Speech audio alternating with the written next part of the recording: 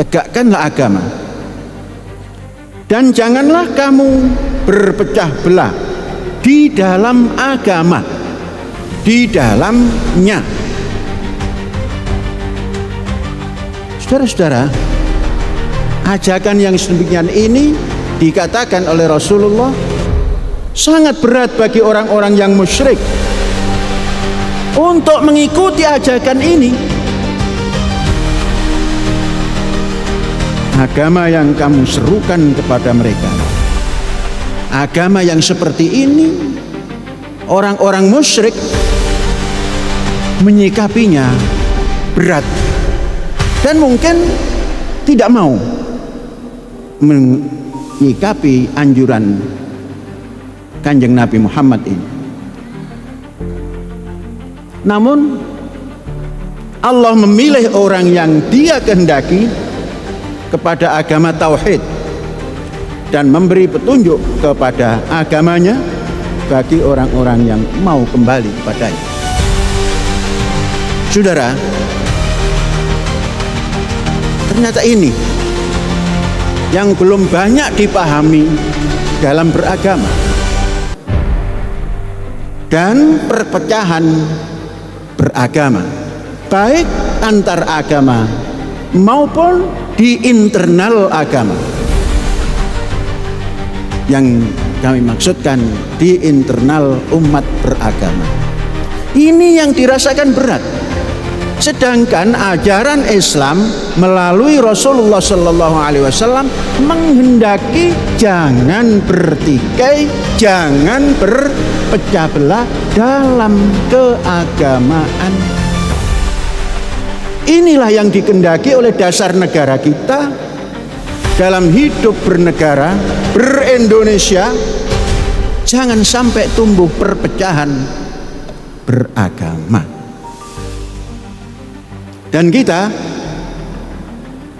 jangan menjadi musyrik. Ikuti petunjuk tadi, amanar Rasul bima unzila ilaihi min rabbihi wal mu'minun, dan seterusnya itu. Jangan menjadi musyrik terhadap ayat itu, dan jangan menjadi musyrik terhadap keagamaan, baik itu beragama, umat beragama secara internal maupun antar agama.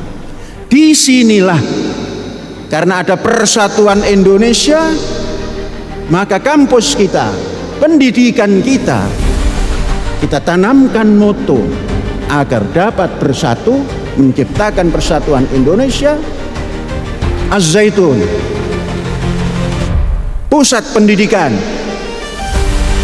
pengembangan budaya, toleransi, dan perdamaian. Ini untuk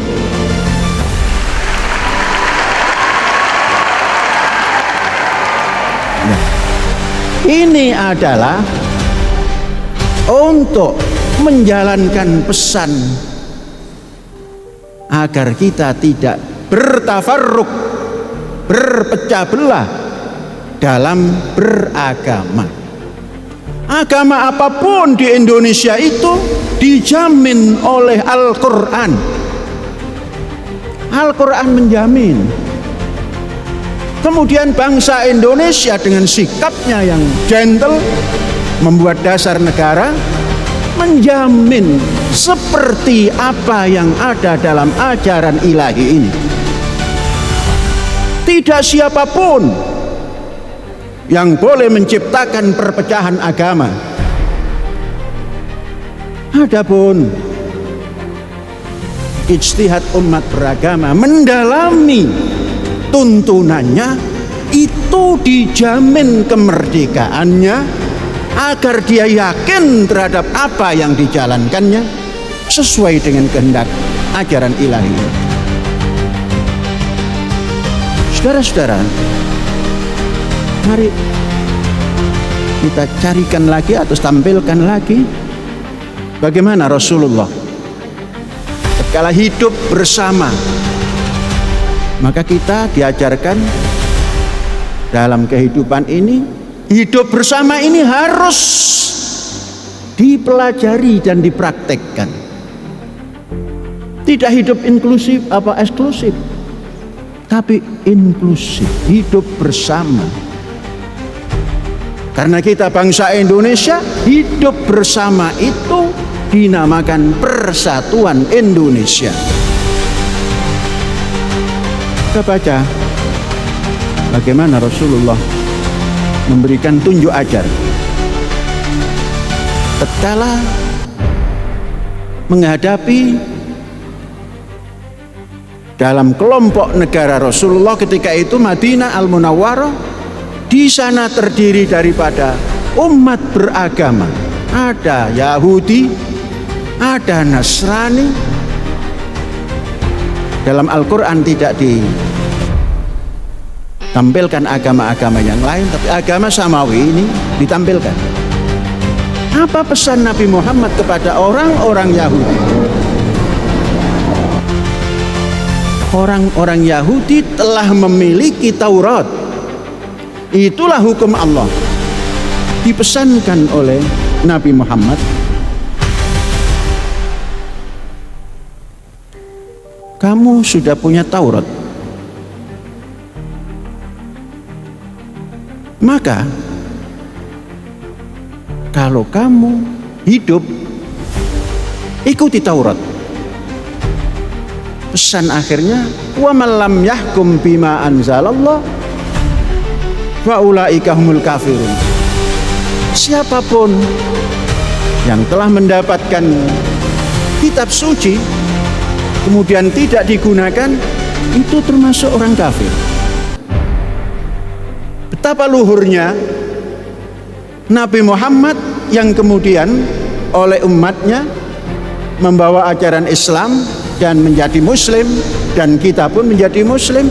Nabi Muhammadnya menganjurkan dan menyuruh kepada lingkungannya yang beragama Yahudi, peganglah Taurat dan jangan kamu keluar dari Taurat tatkala menetapkan hukummu. Kalau kamu ingkar dari Taurat, itu tanda kekafiran. Apa makna ini? Ini rahmatan lil alamin. Berjumpa dengan orang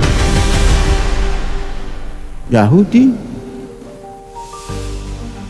yang mempunyai Taurat, menganjurkan, peganglah Taurat, ambillah hukum Taurat itu. Kalau kamu keluar dari itu, kamu termasuk orang yang ingkar terhadap Taurat. Luar biasa. Indonesia mesti bisa seperti itu, menampilkan keyakinannya. Karena di Indonesia ini banyak keagamaan, hendaknya pemimpin Indonesia itu menganjurkan, peganglah kitabmu, pelajari kitabmu, agar kamu bisa mencarikan jalan keluar kehidupan dari kitabmu dan dimasukkan di dalam kehidupan bernegara. Kepada orang Nasrani juga seperti itu. Nabi Muhammad menyampaikan, tatkala